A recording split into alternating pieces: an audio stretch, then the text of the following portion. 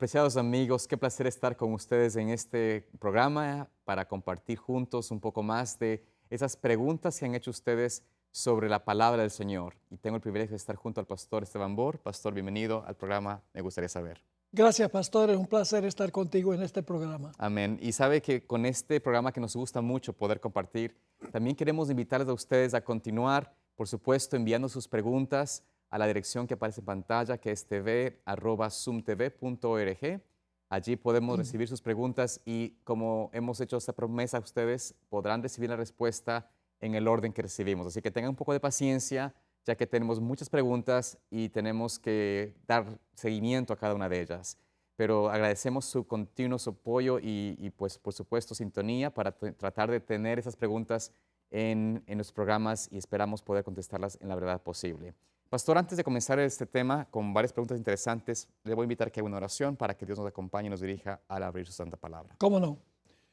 Padre, gracias te damos por el privilegio ahora de tener este programa, de contestar estas preguntas que con sinceridad nos han hecho los que ven este programa. Pedimos, Señor, la presencia de tu Santo Espíritu. Danos mentes claras Amén. y danos la disposición de vivir en armonía con tu voluntad. Gracias te damos, pedimos tu presencia en este programa. En el nombre de Jesús te lo pedimos. Amén. Amén. Amén. Pastor, tenemos una pregunta que nos hace nuestro amigo Trinidad Celaya y no nos dice dónde es. Nos gustaría saber dónde nos envía la pregunta, pero él tiene esta pregunta. ¿Qué son las dos simientes? ¿Cómo fue el primer pecado de Eva? Una pregunta interesante, por supuesto, especialmente la primera parte, ¿no? ¿Cuáles son las dos simientes? Y quizás esto es importante que aclaremos dentro del contexto del primer pecado de Eva. Tal vez podemos contestar la segunda parte de la pregunta y luego volvemos a la primera parte. ¿Me parece La bien? primera parte es qué son las dos simientes y la segunda parte cómo fue el primer pecado de Eva. En realidad, Adán y Eva pecaron de una forma diferente. Ujú. Eva pecó engañada y Adán pecó a sabiendas. Correcto.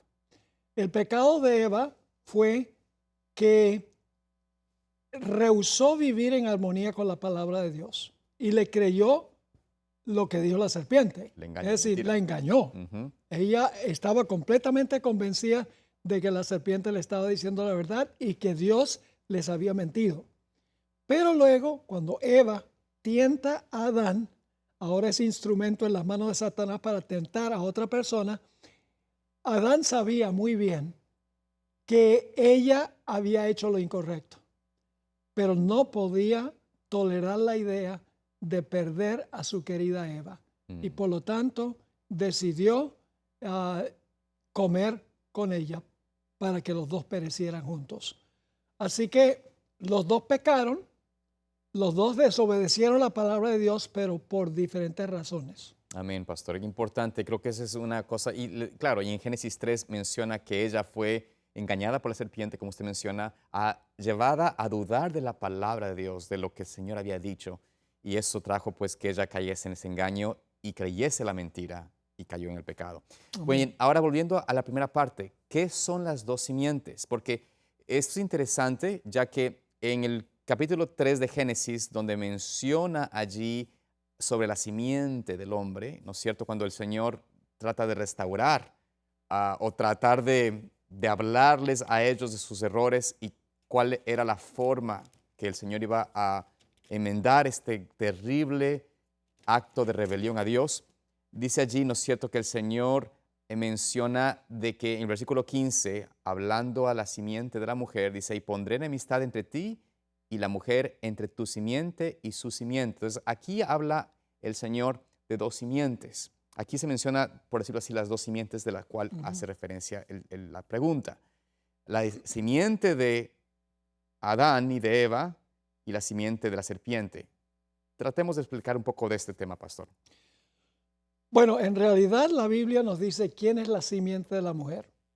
Tal vez podemos ir al libro de Gálatas. Amén.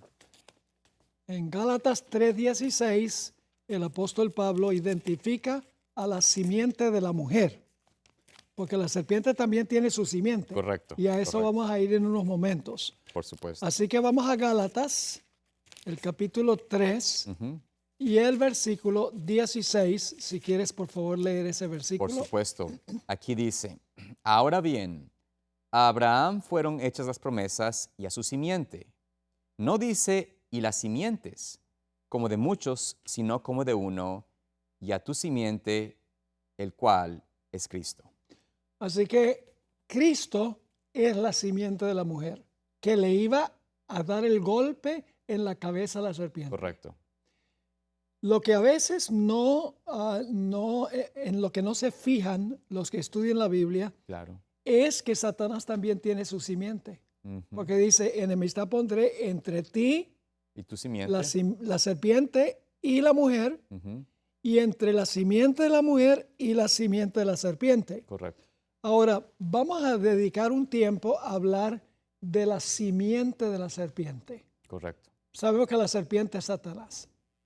Pero ¿quién es la simiente de Satanás? Ujú. Bueno, el punto clave es que Satanás, a través de toda la historia, funciona en forma invisible. Ujú. Él está detrás del telón. Por Él es supuesto. el que está causando lo que está sucediendo en el mundo visible, pero él tira la piedra y esconde la mano, por así decirlo. Claro. De tal manera que la gente no sabe que Satanás es el que lo está haciendo. Un ejemplo de eso es la historia de Caín y Abel. Correcto. ¿Quién era la simiente de Satanás allí en la historia de Caín y Abel? Bueno, en la historia, por supuesto, vemos de que fue Caín Claro. el que llevó a ser la simiente de Satanás. Y la Biblia lo dice así. En Primera de Juan, Ujú. el capítulo 3 y el versículo 12, Correcto. nos dice algo muy interesante en cuanto a Caín. Aquí Si tengo. quieres leer ese, Aquí lo tengo, pastor. Dice, no como a Caín, que era del maligno y mató a su hermano. ¿Y por qué causa lo mató? Porque sus obras eran malas y las de su hermano justas. Caín era qué? Simiente de Satanás. Sí, porque dice que era del maligno. Digno, correcto. ¿Quién influyó sobre Caín para matar a Abel? Satanás. Satanás. Pero solo podemos saber eso por la Biblia. Así es. Un historiador, digamos que hubiera vivido un historiador en esa época, lo único que podría haber dicho es, Caín se ensañó con Abel y lo mató. Ujú. Pero no podía escribir que Satanás influyó sobre Caín, su simiente, para matar a Abel. En otras palabras, a través de toda la historia, Satanás obra por medio de instrumentos, Ujú. instrumentos visibles. Correcto. Solo después del milenio, Mm, Satanás será visible mm. a todos los impíos. Ahora vamos a tomar otros ejemplos. Juan 8:44. Juan, el capítulo 8 y el versículo Ahí el 44. Señor les dice a ellos, ¿no? De qué simientes son. Exacto. En el versículo 44 dice, vosotros sois de vuestro padre el diablo, y los deseos de vuestro padre queréis hacer. Él ha sido homicida desde el principio y no permaneció en la verdad porque no hay verdad en él. Cuando habla mentira, de suyo habla porque es mentiroso y padre de la mentira. Entonces, ¿quién era la simiente del diablo aquí? Eran ellos, A los cuales estaba hablando los judíos Jesús. que querían matar a Cristo. Exacto. Pero ¿quién en realidad quería matarlo? Satanás, por el enemigo, claro. Claro que sí. Vamos a Apocalipsis 12, que es importante este principio, Claro. porque si nosotros entendemos que la tentación que nos llega viene directamente del diablo, entonces nos vamos a preguntar, ¿será que yo voy a hacer la voluntad del diablo? Mm, A veces pensamos que la tentación siempre es algo que nos llega a nosotros, quién sabe de dónde, claro. pero toda tentación nos llega Del por enemigo. influencia de Satanás. Apocalipsis 12 y el versículo 3 y 4. Dice allí, 3 y 4, ¿no? Sí, Dice, y fue vista otra señal en el cielo, y aquí un gran dragón bermejo o rojo, que tenía 7 cabezas y 10 cuernos, y en sus cabezas 7 diademas. Y su cola arrastró la tercera parte de las estrellas del cielo, y las arrojó sobre la tierra. Y el dragón se paró delante de la mujer que estaba para dar a luz, a fin de devorar a su hijo tan pronto como naciese. Bueno, ¿quién quería matar al niño? Este dragón, la serpiente O antigua. el dragón quería matarlo. Claro, Entonces Satanás se paró ahí al lado de la mujer con los cachos y el rabo y el tridente en la mano, No. listo para matar al niño cuando naciera. por supuesto que no. Sabemos que el diablo no es esa descripción, pero es la forma como la gente concibe de Satanás. Bueno, ¿quién fue el que trató de matar a Jesús? En la aparente historia, la historia que uno puede ver visible, fue Herodes. Herodes el Grande, que quiso destruir al prometido Mesías, al rey de los judíos. Entonces mandó a matar a sus soldados a que matasen y hagan esa obra de destrucción. Sí, dice Herodes entonces cuando se vio burlado por los magos, se enojó mucho y mandó a matar a todos los niños menores de 2 años que había en Belén y en todos sus alrededores conforme al tiempo que había inquirido de los magos. Entonces, un historiador solo podría haber escrito que Herodes tuvo miedo de que le iban a quitar el trono Claro. y por lo tanto mandó a matar a todos los niños. Un historiador solo podía escribir eso, pero la Biblia descorre el telón. Tenemos que entender Ujú. que la gran controversia no es entre carne y sangre, Correcto. es entre principados y potestades. Ujú. Y cuando nosotros entendemos eso, no vamos a querer ceder a las fuerzas del mal Amén. que están tratando de obrar desde atrás del telón. Correcto. Tenemos, por ejemplo, varios otros ejemplos. En Apocalipsis, el capítulo 12, dice que el dragón persiguió a la mujer. Correcto. Echó agua de su boca como un río para matar a la mujer. Bueno, fue el dragón el que trató de matar a la mujer. Pero en el pasaje paralelo, en Apocalipsis 13, dice que la bestia procuró matar a la mujer. Ujú. En Daniel 7 dice que el cuerno pequeño Claro. persiguió a los santos. Entonces, ¿quién estaba persiguiendo a los santos? ¿Era el cuerno pequeño y la bestia o era Satanás el dragón? Pues es Satanás usando los agentes humanos que fueron el sistema papal que trató de destruir a los verdaderos adoradores de Dios. Ahora, ¿será entonces que Jesús tiene también simiente, la simiente de la simiente?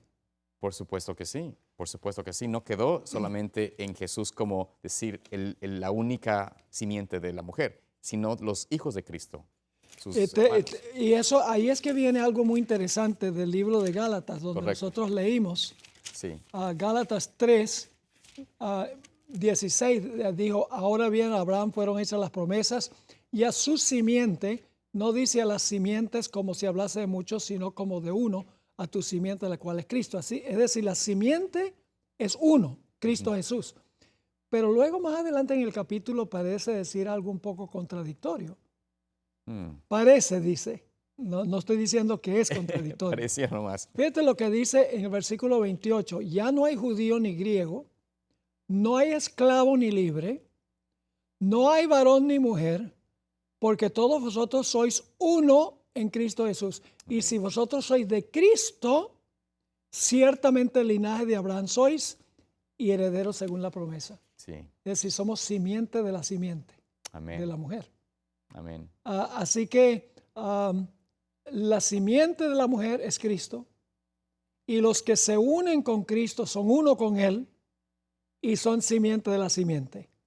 Satanás tiene también su simiente, Ujú. que son los instrumentos visibles por medio de los cuales Él actúa. Un último ejemplo, bueno, 2 ejemplos más, el libro de Job. Por supuesto. ¿Qué hubiera sucedido si un historiador está escribiendo sobre las calamidades que le vinieron a Job?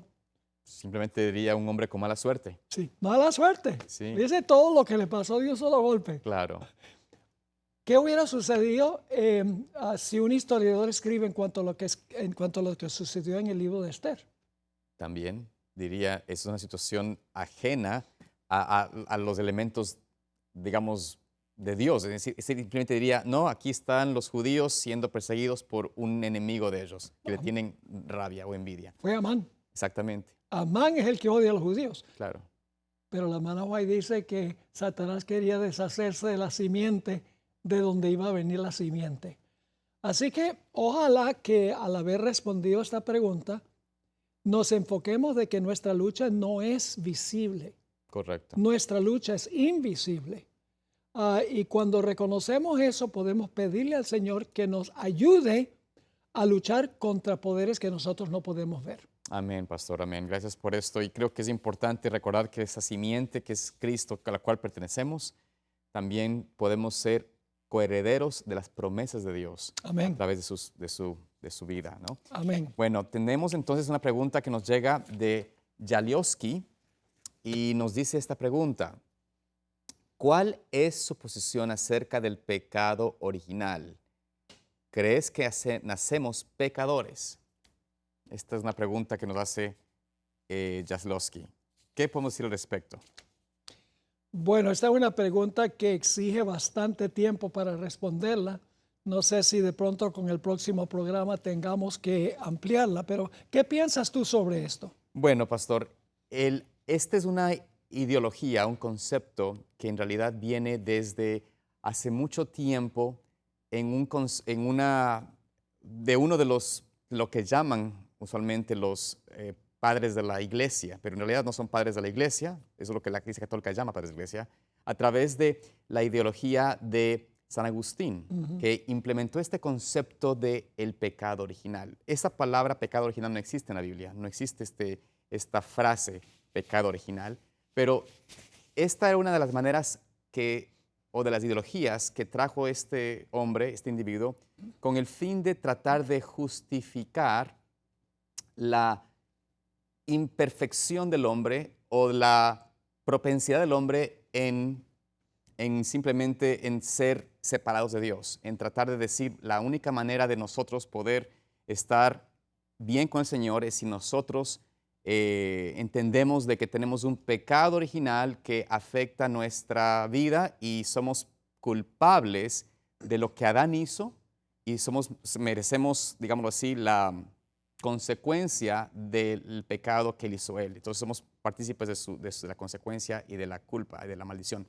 Entonces, esto trae una confusión porque hace casi inefectiva, por decirlo así, el concepto de la Biblia donde habla acerca de la victoria sobre el pecado. Esa es una manera muy sutil del enemigo de tratar de hacernos sentir que somos incapaces, jamás podremos en realidad tener una forma, una manera de vencer el pecado porque tenemos esta naturaleza pecaminosa que es imposible de cambiar, imposible de tener una nueva experiencia, algo diferente, y por ende mantendremos esto así. Y por eso usaron, en maneras cortas, tratando de explicarse lo más rápido posible, ¿no?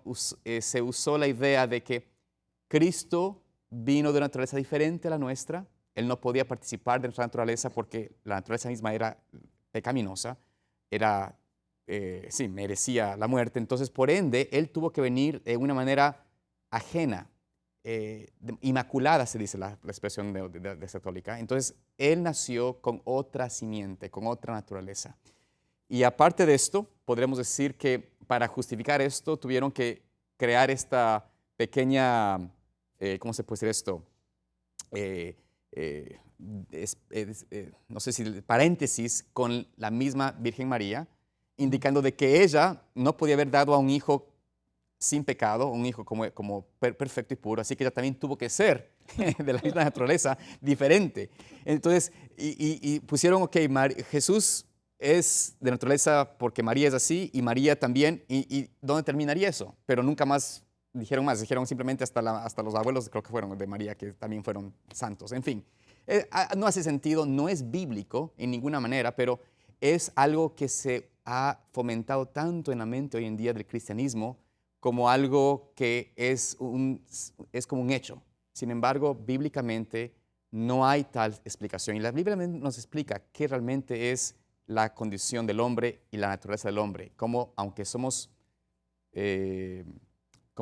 herederos de una naturaleza con pecaminosidad, no somos culpables del pecado y no estamos limitados a mantenernos en esta esclavitud al pecado, porque en Cristo hay salvación y una nueva experiencia de nacimiento. Sí.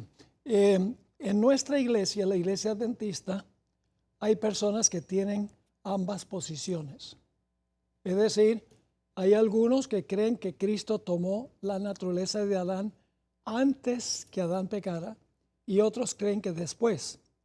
Lamentablemente, los que están enseñando que Cristo tomó la naturaleza de Adán antes de su transgresión están tildando de herejes a los que creen la otra posición. Pero hay dos posiciones en la iglesia que son, podríamos decir, igualmente aceptables, aunque yo no creo que son iguales. Pero los que creen que Cristo tomó la naturaleza de Adán antes de la transgresión tratan de obligar a toda la gente que tenga esa misma posición. Y si no, se les tilda de herejes. Y en realidad no debería ser así, porque en la iglesia adventista, por lo menos hasta fines de la década de los 40 del siglo pasado, principios de los 50, en la iglesia adventista ha habido un debate y una discusión sobre las dos naturalezas. Todo gira alrededor de la definición del pecado. Correcto. ¿Nacemos pecadores o llegamos a ser pecadores cuando quebrantamos la ley? Esa es la pregunta clave. ¿Qué definición da la Biblia sobre lo que es el pecado? Es transgresión de la ley. El pecado, como definición, es transgredir la ley de Dios. O sea que cuando una persona escoge libremente, conforme a su libre albedrío, escoge quebrantar los mandamientos a sabiendas, cuando alcanza la edad de la razón, esa persona ahora es pecadora. ¿Es pecado tener una naturaleza pecaminosa? De acuerdo a la Biblia, esa es la cosa. Bíblicamente no vemos que eso es una evidencia, que no es pecado necesariamente tener la naturaleza pecaminosa, porque Cristo, hay mucha evidencia bíblica que nos muestra que Él vino con nuestra condición, con nuestra naturaleza. El Espíritu Profecía dice repetidas veces, y tendremos que volver a esta pregunta en nuestro próximo programa, que Jesús adoptó para sí la naturaleza caída de Adán. Inclusive tiene citas donde dice que tomó la naturaleza pecaminosa de Adán. Pero la diferencia entre él y nosotros es que nosotros hemos cedido al jalón de esa naturaleza, mientras que Jesús nunca cedió al jalón de la naturaleza pecaminosa, Claro. de la naturaleza caída. Es decir, el pecado es cuando nosotros escogemos pecar. El pecado no es un estado, como se enseña. Bueno, si tienes una naturaleza pecaminosa, eres pecador. Entonces tendríamos que decir que Jesús es pecador. Claro. Porque el Espíritu de Profecía nos dice que Él tomó la naturaleza pecaminosa. Así que yo creo que este asunto hay que volver a él en el próximo programa, porque tengo un número de citas poderosas donde la hermana White dice claramente que Jesús asumió la naturaleza pecaminosa de Adán, la naturaleza caída de Adán. Pastor, yo creo que es importante que, como usted menciona, profundicemos un poco más de esto, aunque tenemos una serie y quisiéramos invitar a nuestros amigos que tal vez tienen esta pregunta. Tenemos una serie que se hizo en cuanto a tocar de ese tema específicamente, una serie sobre la última generación, donde hablamos, y varios expositores hablan sobre estos temas y estos puntos, ¿no? Que creo que aclararían aún mejor, pero vamos a hacerlos, como usted menciona, hacer el siguiente programa, continuaremos con esta pregunta, trataremos de dar una mejor aclaración. Sin embargo, queremos invitar a nuestros amigos a que estudien, a que hagan su estudio de la palabra de Dios y que recordemos de que muchas de las cosas que estamos escuchando como conceptos doctrinales, si no están a la luz de la palabra de Dios, yo creo que es importante también aprender a rechazarlos o no aceptarlos simplemente porque la mayoría lo dice o la mayoría piensa así. Creo que es importante que tengamos claro que nosotros tenemos una palabra de Dios que nos ayuda a tener una claridad y una manera clara de ver las cosas.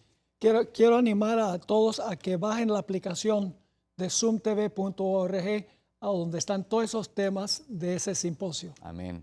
Bueno, queridos amigos, Dios los bendiga y los guarde. Nos vemos aquí en una próxima ocasión de Me Gustaría Saber.